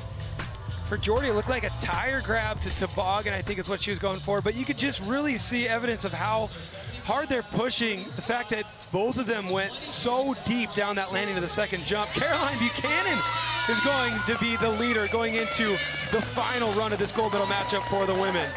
So the judge is really rewarding Caroline for pushing those limits and getting that bar spin around. She's definitely going to be looking to do that on this next round as well. Ooh, man, the pressure will be on for Jordy there. She wants to take those 100 points to try to narrow the gap between her and Martha. Back up to the top now. The gold medal matchup for the men. Friends in the gate, David Lieb, left side of your screen. Garrett Meacham. Can he add another one to his list of wins here in Whistler in outdoor research, speed, and style? Just another day at the trails for these guys. I think David was on point. He just needs to focus on executing one run at a time, because this is not going to be an easy task. Garrett Meacham with the hole shot right there, straight out of the gate. Nose manual, getting all that momentum off the back. Gets that 360 to X up. 360 bar spin to X up, extending his lead over Lieb. Now tiptoeing up and over this rise off camber, accelerating into the final jump. Getting a bar, oh, and he goes deep on that bar spin backflip to X up. And Lieb accelerating through it and beating him on speed. So Garrett, that speed got him not checking up quite enough and going deep on that second jump. You're seeing the pressure of the gold medal matchup, and you're seeing evidence both in the women's run one of the gold medal matchup and in the men's here. All 4 of those riders going deep on that final jump. Yeah, Garrett looking really clean up here on the top bit of track. I cannot believe he was able to save how deep he went on the second jump and keep it in the gates. So, 360 bar spin to X up out of Meacham, and David Lieb with at least a double truck there. That was a triple right there. And you can truck. see the judges are awarding him with the top 4 highest scores of the day. Backflip double bar spin on the bottom jump. And look at Garrett right there. He didn't get the can-can over. His foot wiggled just a little bit, but he realized he was over jumping. Now, when you over jump and you're doing a rotation trick, you set that rotation off the lip. So if you're over jumping, you're gonna over rotate and end up landing on your butt. So he had to check up not get the triple combo off. And right here, how's it going to line up? Ooh, it's going to be 0.49 that Garrett Meacham will have to make up. And you know what? A low score on that second jump for Garrett Meacham, considering what he's been awarded for stomping triple combos on the last jump. That bobble's definitely a big reason why that differential is so high. Yeah. And Garrett Meacham will have his work cut out for him, just about a half a second if he's going to take the gold out from David Lieb. David Lieb positioned himself so well here to take this gold medal. He did exactly what he said he needed to do. He focused on execution and was able to make it happen. And then for the bronze medal matchup, the advantage belonging to Frew, a guy who we've said it time and time again, he has a way of finding a gap, finding a way where he can fit his skill set into a sneaky line just to beat somebody who on paper you would think would beat him. You would think CWNEXT right now would be ahead by virtue of his tricks. So it's going to be fun to see if we can see these riders come from behind here with one more run to go. Oh, we see Garrett Meacham's family lining the bottom of the course here, and Breeze standing with his mom. Thanks, guys. I'm here with Garrett Meacham's mum, Tanette. Tanette, how are the nerves watching your son? Oh, it's amazing. Love watching him. He's probably one of the better riders. He does do very well in this discipline. Do you think he'll get the win today? I'm pretty sure he's going to get the win. Yeah. Think he's not? We've got the sign Little Rojo. Can you tell us the story behind that? No, I don't know who made this. Someone gave it to us. But why is he called Little Rojo? Have you seen his hair? Are you having a good time here at Crankworx? We're having a great time. Thank you. Thanks, Matt. Enjoy the party. Yes, we're going to enjoy the party. Thank you. Mama Rojo's got no doubt in her mind that Garrett's going to win this competition, but guess what? He's got some work to do. He's down by about a half a second, but I love the confidence out of Mama. Yeah, I appreciate the confidence for sure, and it's something that's kind of warranted because if anybody can do it, he talked about having a deeper bag of tricks. It's going to be interesting to see if now he sticks to the plan or if he's going to try to bring something bigger out. Let's look back at run number one for the women because, you know, we got one run to go before we're giving out a gold medal there as well. Caroline Buchanan, Jordy Scott. Caroline has the advantage of 0.483. Here's how she did it. This bar spin is heavy, and this is definitely helping her cause. Yeah, we saw her do that bar spin earlier. She's so dialed on it, able to get a second trick off. She went deep, but was able to recover hard on the brakes, but not enough right there to take the win. But tricks is what really she relied on to get that win. Yeah, I mean, bar spin, heavy move. We're going to see the same story at Joyride tomorrow. The progression in the women's side of the sport. We've got notable tricks being thrown at every single stop. Let's take a look back at run number one from the men. So here we go. We have David Lieb and Garrett Meacham. Garrett trying to make it 4 in a row here. But David Lieb absolutely solid on a quadruple combo. That was 3 bar spins and the 360. And we saw Garrett right here over jumping, and it looked like that can did get across, but it was really quick. And that's kind of where we talked about, you know, execution of the tricks. You know, there's a bit of a variance there on that score. So maybe they deducted him with how fast he went there. Yeah, I mean, for sure. But the thing that strikes me is that he knows what he did wrong. He knows what to clean up, and he's won so many times. He's looking at that 0.49 and he's figuring out how he's going to find it in the street. In the same way that Jackson Frew found a way to take the advantage over John CWNEXT, I will not count Garrett Meacham out just yet, and I know for sure his mom's not counting him out. Yeah, she's not counting him out at all. That's 100% true. She's counting down the minutes until she can be back at the Longhorn for sure. Friday night in Whistler Village is the place to be. We've got a big film premiere tonight at Olympic Plaza. Anthill Films dropping the premiere for their new film, Anytime. I'm going to be there checking it out, and I'm going to do my best to get to bed early because we got an early start tomorrow. Big day, Red Bull Joyride, past Emil Johansson. First thing in the morning, I got up early to go get some coffee, and the Whistler Village was mellow. Nobody was awake yet, except for the only You know, the creature stirring, only a mouse, except for this. No, not only a mouse. There was no mouse stirring in the night before Christmas, but there was an Emil Johansson stirring in the village this morning. Early bird gets the worm, and I know he was on course as early as possible this morning to get those practice runs in before the wind picked up. We're going to get an early start on Joyride tomorrow, but right now it's all about outdoor research, speed and style. And we got Simek goggling up in the gate. He has the advantage over, no, Fru has the advantage over Simek, 0.214. And Simek is in a position right now to where if he can dig a little bit deeper into the trick bag, now's the time to do it, because that is how he could make up that 0.214. Both riders out of the gate, almost side by side out of there, and we see Simek scrub and launch right into it. And look at that, that is how Fru is doing it. You saw him gain at least 2 bike lengths there by staying low and getting his trick off, but Simek with a much higher scoring trick. Let's see how it's gonna come down on this second jump. And he does that combo again. Simek as well, looking clean. He's gonna have to give it everything he's got here down to the bottom. Wow, did you see Jackson extend there across the line? Man, I'm curious to see if he logged another fastest time of the day, except for the fact that the standings only have his name and we're only fitting 5 in there. And he did right there. 0.2 faster on that final run. That was the fastest time of the day. So Simek scoring 95 points on jump number 1 to Jackson Fru's 35 points. We're gonna see big points for the backflip variation on jump number 2 from Simek. That backflip X-up has been working well for him. He does it so quick, it almost looks like a backflip bar spin, so I always want to keep my eyes peeled at these replays. That backflip table is serving Simek well.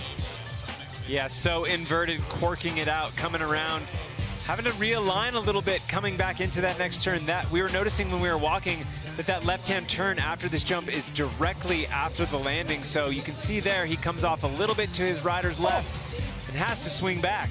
It's so interesting to watch Fru's foot go back into the clip. He started pedaling before he landed on jump number 1, and I watched it click in there. There it is, Simek with that backflip X up. Let's see if he gets back clipped in for these final pedal strokes as well. That is an art right there, to intentionally come unclipped in order to perform your trick and then get back in with time to crank those last few pedal strokes through the finish line. Here we go. For a bronze medal, Jackson Fru does it. Congratulations, Jackson, adding 60 points next to his name for the King of Crankworx overall. You gotta give it to John Simek, making it all the way into that bronze medal matchup and securing himself a 4th place. Same thing he did a month ago in Innsbruck, so a consistent streak there for Simek. Can't wait to see him back on tour next season. Oh man, it's been a crazy week as always for Jackson Fru. Bree? Thanks guys, I'm here with our bronze medalist, Jackson Fru. How relieved are you at that one? Oh, extremely. This is definitely not my forte, this event, so I think it's a 3rd medal in a row, 3rd bronze in a row actually, so yeah, that feels pretty good. We saw you clip in and out of those pedals. How tough was that? It's really scary. The first one this year, because the turn's quite tight, it's actually tricky to time where I'm doing it. And then I slipped a foot on the first run against, I think, Dave coming into the second jump, so it's getting scary.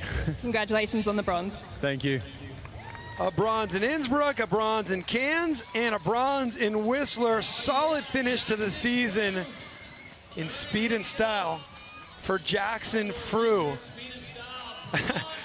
On paper, he shouldn't be doing so well with those tricks, but he's just that gosh darn fast. And now the stage is set for the final run in the gold medal matchup for the women. Caroline Buchanan has the advantage over Jordy Scott. It's just under a half a second, 0.483 to be exact. Let's see if Caroline chucks the bars again here on run number 1. Caroline absolutely launching out of the gate. Here we see it. And she gets the bar spin off. Oh, and Jordy gets a little loose. I missed what trick she went for, but getting a little loose, she does get back around the gate. But right now it is all but over. Caroline just needing to stay on course, not getting a DQ. keeping it safe on the jump, probably the smart move. She does it again. That's got to feel great there. Caroline Buchanan grabs another gold here in the outdoor research speed and style. Backing up what she did at the start of the season, a nice bookend there. A gold in Rotorua and a gold in Whistler. Yeah, Caroline, I don't always ride speed and style, but when I do, I win. Straight up. Caroline Buchanan been focusing less on the queen title, which she picked up last year. She came into this season as the reigning queen, and she's been focusing more on slope style. And she's been using speed and style as a way to keep her knife sharp. Another gold medal here for her. And Jordy Scott, oh, Jordy went for the 360. Oh, yeah. Man. No way. How did we miss that? Jordy sending it. I thought I saw a tail whip or something, but I wasn't going to call that because I knew it was wrong. But geez, Jordy almost nailing that 360. You can tell she's stepping up her game. Look at that. Looking nice. Man. Leaned in, nosedive. Nothing wrong until this point right here. Just over-rotates and comes up a little bit short, but awesome to see her sending that. She knew she needed to push herself considering Caroline was doing those bar spins. Bree, let's talk to Caroline about those bar spins. Thanks, guys. I'm here with our winner of the Outdoor Research Speed and Style, Caroline, starting the season where you started picking up. How was that win for you? Oh, this is amazing. I won the first round in Rotorua. I've been focusing on slope style all year, and for this one I decided to sit tomorrow out, and Natasha Miller took my spot, so it's super stoked that tomorrow is going to be an incredible day. But yeah, for this spin style, I really wanted to just work on those bar spins. I had in my mind that Jordy was going to throw that 3, so spoke to my psychologist, and he's like, in the event she throws a 3, you respond with an oppo bar on the last, and I'm kind of glad I didn't have to. I've been practicing those oppo bars and I didn't need it, so unfortunate for Jordy, but yeah, she went for it, and that's racing. Congratulations on gold. Thank you. What a battle between these two riders here, Caroline Buchanan and Jordy Scott. You know what, Caroline, if you're going to decide to pull yourself off the start list for Joyride, well, what a great way to, grab a gold on the weekend here. She did it in outdoor research speed and style, and she will be joining us in the booth tomorrow, calling the women's action for Red Bull Joyride. Yeah, looking forward to that, absolutely. Not a bad consolation prize. Yeah, I'm not going to compete in Joyride, but I'll just grab the gold in speed and style. Who's going to grab the gold in speed and style here for the men? I can't wait to see how this one unfolds. David Lieb with the advantage of 0.49. Garrett Meacham, he needs a Hail Mary. Yeah, Garrett Meacham's going to have to be perfect right here because Lieb has him on his toes. Both riders looking really solid out of the gate. Looking good on their first jumps, but we do know that Lieb is doing a quadruple combo, so Garrett's going to have to lay the hammer down right here. This is where you can risk it. Right here in this section, coming down to these final jumps. Do you hold off the brakes or do you hit them? Oh! Garrett getting that bar spin backflip to can-can on that. Oh, and he comes off right there. Slips his pedal, he's able to stay on. He's not going to get it on time. Things can change so fast. 1 millisecond, we're celebrating the fact that Garrett gets his backflip bar spin to 1-footed can combo, and the next second, he's blowing a foot and taken away from the final few pedal strokes. David Lieb consistently been scoring those highest scores of the day. 360 triple bar spins. As you mentioned, the quadruple combo has really been working out for David Lieb. And let's see, I do believe he got off clean. 1, 2, and 3 bar spins while doing a 360. The fact that he stomped that so many times in a row out here today, to do that once a day is an accomplishment, but to do it every single run while racing, David Lieb, man, can he swoop the gold out from under the dominant Garrett Meacham? And both riders looking good on those last tricks. Look how early Rojo was on the pedals. I'm wondering if that's what maybe, oh, and he tried to get a little extra out of it. Looks like his foot's not quite on the pedal when he came back on after that can-can. Maybe those baggy jeans biting him a little bit. Trying to tell if after the can-can he just missed the pedal or if he was trying to go for an extra credit knack-knack. But I think that contributed to the slip pedal, which obviously didn't give him as much speed through the finish line. This is going to be big here. The scores coming in as we tabulate them. David Lieb grabs the gold medal. Congratulations. So awesome to see David come out here and bring those tricks all the way to the top step of the podium. Garrett being dethroned in this discipline right there. 3 in a row is going to be enough. David swooping him. What a performance there. Consistent runs all day for David Lieb. Pays off, and he takes down the champ, Garrett Meacham. Had to feel good there, joining up with his good buddy in the gold medal matchup. All right, Bree, let's hear from him. Thanks, guys. I'm here with our winner of the Outdoor Research gold medal. David, you said you wanted to keep it clean. What was the strategy going in there? Oh, I don't even know where to start, but you know, just keep it clean, keep checking off the laps. Garrett actually taught me that when I got into speed and style, because he was in it a little bit before me, and he was like, pick your tricks, stick to them, and you know, that's what we did. That's what he did. We've been riding together for like 6 years, training all over the world. It's been an absolute dream, and finally it came down to the final round between both of us, and it couldn't have been more fun. Garrett has been so dominant in this discipline. What was going through your mind as you were going head-to-head with your buddy? Honestly, we were just laughing up there and telling jokes, and that kind of eased the stress a little bit. And either way, if he won or I won, I didn't care because it was fun. So, thanks, congratulations. Thank you so much. A new champion out here in Outdoor Research Speed and Style in Whistler, as David Lieb is awarded with that gold medal. And you can tell by the look on his face, this has got to feel so good. A gold medal in Whistler Valley? Are you kidding me? Does it get better than that? We talk about that a lot, even for the riders who have a really packed trophy chest back at home. The ones that say Whistler on them just tend to mean the most because, yeah, it's the granddaddy of them all. The magnitude of an event out here in Whistler, not to take anything away from the other 3 stops, but this is where it all started, and it carries with it all that heritage and the importance of what's come before. So congratulations goes to Caroline Buchanan with the gold, David Lieb there with the gold, and this discipline just never disappoints. Yeah, absolutely not. I mean, in talking about that, how much it means to win in Whistler, it's the history, it's the vibe of this place, it's how much energy the crowd brings, the expectation of all the crazy things that have happened here. It is a special time and a special place. Pretty cool to see some of those riders that we haven't seen in this discipline showing up out here today as well. Yeah, I mean, David Lieb, I was talking with him earlier, and, I was like, hey, man, what's up? He's like, I don't really know. He's kind of floating around doing this event, doing that, but now he's got a gold medal from Whistler in his pocket. I think we're going to see him maybe as a speed and style specialist. Yeah, start making some travel plans for the 2025 season. I don't think I've said the word 2025 season yet, but we're getting there. We've got Red Bull Joyride tomorrow to cap off the slopestyle season, and I'm really excited for that. I hope you all join us for that as well. It's going to be a good one, Alan. Yeah, I mean, I cannot wait. There's going to be so much energy in here. I mean, looking back, what is a moment that sticks out to you right now when I say speed and style memory?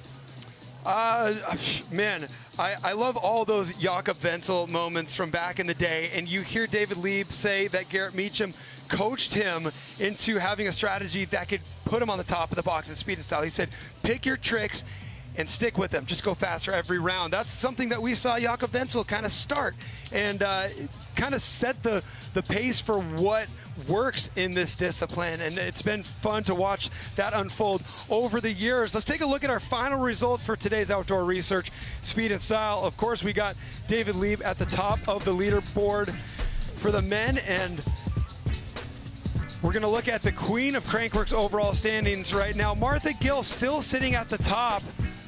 She did not compete out here today, and she cited just some physical and mental exhaustion. It's been a long season. It's been a busy week for her. And somebody who knows long seasons and busy weeks is a guy who's joining us in the booth right now. We've got some big news. We are ready to crown our 2024 King of Crankworx. It's you, my man, Ryan Gilchrist. You did it. Congratulations. Thank you so much, Cam. Oh, goodness me. That's really exciting. I've been doing some pretty bootleg notepad maths at home and watching the nail-biting finishes and watching Jackson just absolutely crush it today has been, yeah, really making me sweat. And I think that's, yeah, I really just wanted to say, like, congratulations to how well Jackson's riding at the moment. Like, yesterday, he put us all to the sword in dual slalom, and then to do it again today in speed and style, it's a testament to the competition. So congrats, dude. That's a great sportsmanlike gesture right there, because you're recognizing the fact that it was not easy, and we've been witness to that all season. I want to take it back to earlier in this season. We had the opportunity to interview you. You are a busy man. You're not just doing the Crankworx World Tour. You fill your plate. We'll talk about that in a minute. But we had you in an interview, and we said, man, the way things are going, and you're showing that you can podium a lot of different disciplines. Is the King of Crankworx title on your radar? And you told us, you let us know that it is. Your team manager had something he told you at the beginning of the season. Yeah, so at the start of the season, I wasn't even sure if I was going to do all 4 stops of the Crankworx World Tour. Due to like visa complications and my travels throughout Europe for the EDR World Cup, I had to go back to Cairns to be able to stay under that 90-day limit. And he was like, I want you to acquire it, was the quote. So, I mean, it was obviously, you know, lighthearted, but for that to have come to fruition now, absolutely incredible. And to be currently leading the Enduro World Cup at the same time, I'm going home to see my family and my girlfriend, and it's the best feeling ever to be on top of the world in both of my categories. Absolutely. At what point in the season did you look at the rankings and think, oh man, speed and style is not my thing, but I looked at coming into this week, you had competed in 14 disciplines, and Tuhoto, the reigning king, and Jackson Frew had competed in 15. At what point in the season did you say, I gotta try speed and style? Was it a begrudgingly, a decision that you came to begrudgingly, or what? Honestly, somewhat, yeah. So in Rotorua, wasn't even slightly on my radar. I didn't even consider doing it. I saw Tohoto come P2, and I was like, oh man, that's a lot of points. But then in Cairns, I didn't have an entry for it, and it was actually our current queen of Crankworx, Caroline Buchanan. She looked me dead in the eye and said, can you afford to not do it? Oh, that's so good. And then right then, I texted the awesome athlete manager and said, hey, is there a chance I can get one of those stickers for speed and style? I got into it, and then the points that I got from Cairns speed and style were the points that I led the King of Crankworx after Cairns in. So had to do it and had to learn how to take my hands off the bars. Those tricks I did in Cairns were my first ever tricks. Well, that leads me to a question. We were talking about 2025, feels weird to say. We were talking about that. You now know you can win. You are the king. You are crowned. We heard you were on a downhill bike for the first time this week. Yep. We're talking about you picking up new disciplines, speed and style. In the off season, you obviously have some room to gain to be able to defend this title. What's your focus? Well, a very prominent name in the sport of speed and style, Mike Ross, has invited me to his compound to throw down some tricks, and I think with his assistance, I might be able to get upside down and sideways. But look, yeah, it's special to have so much support around me. Special to have so many like incredible names that I'm like, riding around with, and they've got my back. And yeah, to be able to say that I'm King of Crankworx is absolutely unbelievable. Yeah, well, man, you definitely earned it. I can't tell you how dialed and on point you looked the whole time. I was comparing you to James Stewart earlier in the broadcast. I heard that, no way. Some of the lines that you had, nobody else was doing. And not only were you doing it on the technical side, you're making it faster. Like, how did you come in and just be that locked in? Oh, thank you so much. And that means a lot coming from you, because you're the absolute man for spotting stuff that even I didn't know I was doing. So thank you.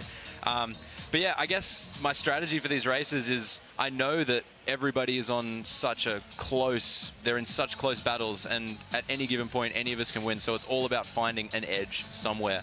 And quite often that means finding a piece of dirt no one's put tires on, or a line that no one's managed to commit to. So yeah, that's the strategy. Try and do what other people are doing and get results other people aren't. So hard to win, and you did it. I gotta say congratulations. Something that's easier to do than winning King of Crankworx. I want to give you congratulations. Thank you, Cam. And I want to congratulate somebody out there who won something that's way easier to acquire than a King of Crankworx crown.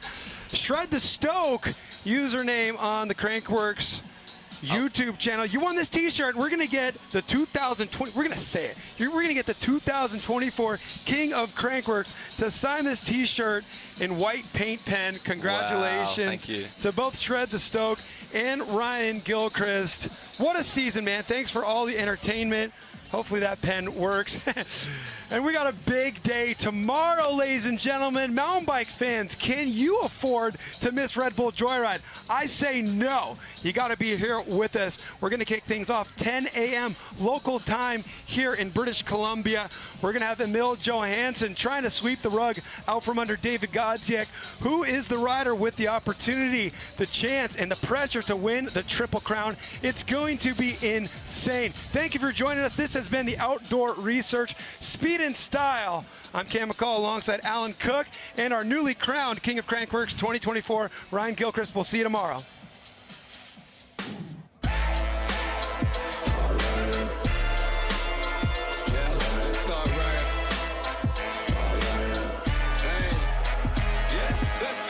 Man, burn up the bars and the chippy van, breaking the cars, take the lazy man, spark out, getting lippy.